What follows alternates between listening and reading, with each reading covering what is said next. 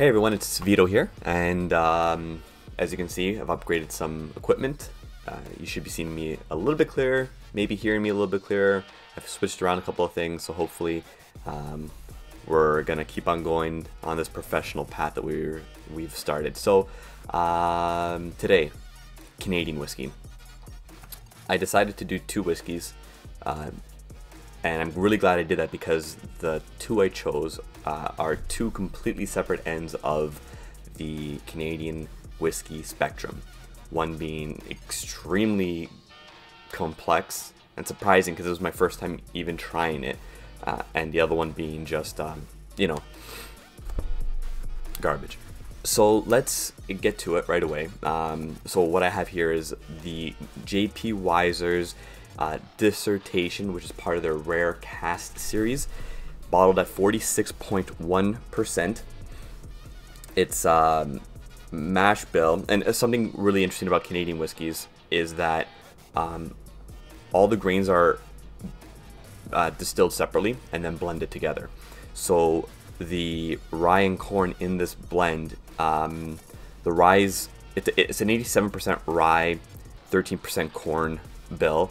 And the rye is distilled between 70 and 80%, and the corn at 94%, which is weird because it's a rye. It's more of a rye than anything, but the high proof of the corn mix makes it almost bourbon. If I was talking to some people just before I did this, and if you gave this to someone and just said, what do you think this is? Most people would probably say bourbon. It's got all the sort of traditional bourbon flavor profiles and notes, but it's extremely complex on the back, which really took me by surprise because so far in my journey, I haven't found anything super high rye or a rye that I've been drawn to, but this I'll rate it later, but it's really good. So really quickly, the when it says rare cask, essentially what it is the master distiller took 113 barrels and chose 60 of them to make up this release, and there's no age statement on it, but the barrels were filled in 2005, and the whiskey was submitted for awards and released in the LCBO in 2016. So the sort of general age that I've seen online that people have given it unofficially is about 11 years, which is a good amount of time to be in a barrel. So on the nose, like I said before, it's sweet corn, creamy vanilla, and like I said, it fully reminds me of a bourbon. Off the top of my head, the bourbon that it most reminds me of is Eagle Rare. Eagle Rare has that creamy vanilla and typical bourbon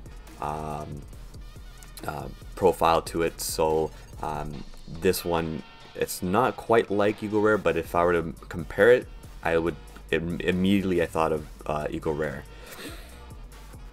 Rye, spice, oak, and I'm reading from my notes because I'm not traditionally not super good at off the cuff tasting notes, so excuse me not looking over at you guys. Yeah, so like I said, rye spice, you get a heavy oak influence on the nose, dark cherries and grapes, maple syrup, and yes, maple syrup in a Canadian whiskey, and banana nut cake. It took me a while to find that out. I've been sitting with this for quite some time now, probably about 15-20 minutes, and it's giving me more as it just kind of settles into the glass.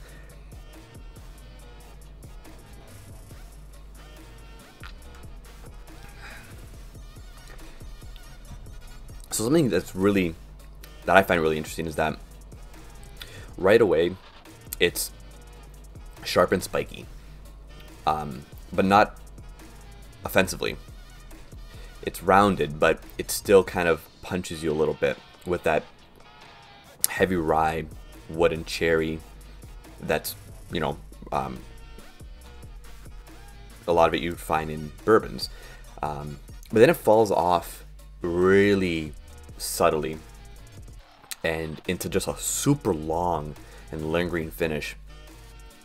A lot of custard and a little bit of the cherry comes back and a bit of that oakiness, but really nice and long finish, which is really nice. It's a really awesome ride from the nose to the finish. Today is the first time I'm having this, and I'm very much wowed by it. And it's a shame. I'm probably gonna end up buying another one of these because it's very hard to get your hands on in Canada, and I don't think you can get it in the States. You might be able to source it or get it shipped in, maybe. I'm not too sure. But if you can, if you have the means of getting it, do it. It's really, really good. So we're gonna have a little bit of a rating system now below me, and we source this from our live streams that we do every Wednesday. This one comes from Mr. Mitch Weddle. I'm gonna have to rate this guy 4. Definitely have to have it on hand. Like I said, I'm gonna buy another bottle of this.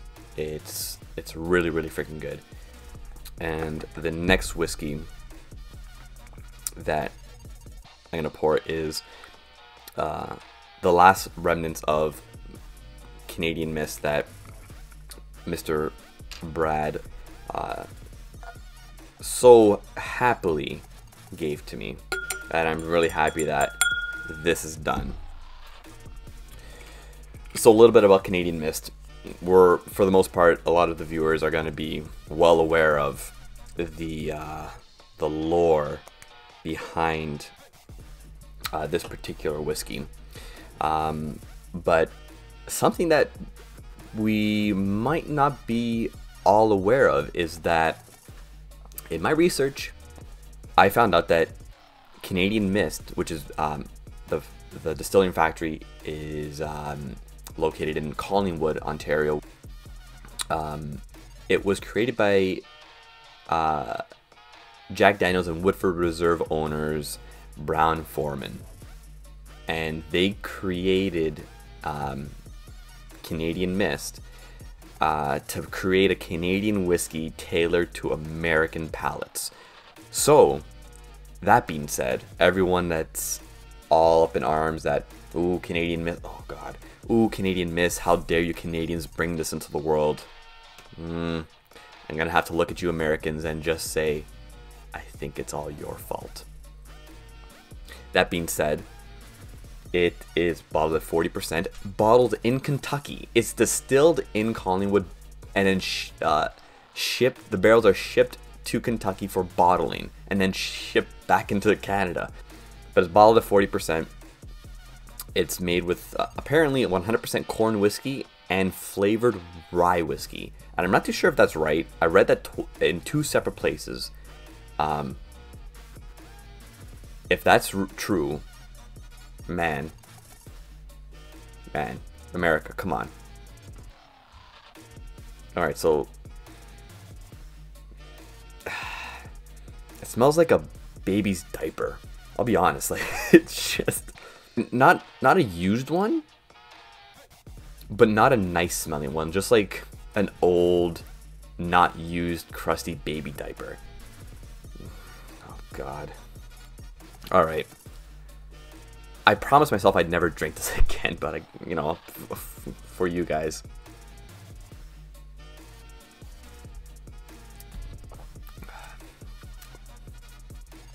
Awful. So yeah, so man, I gotta go back. Like, there's gotta be something redeeming.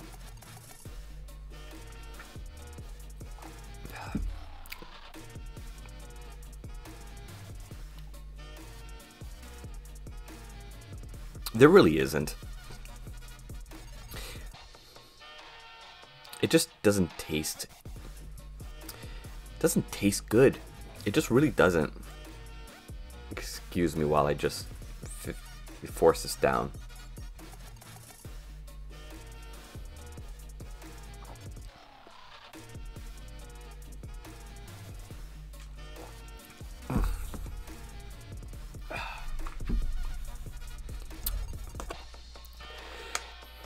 That's just, ugh.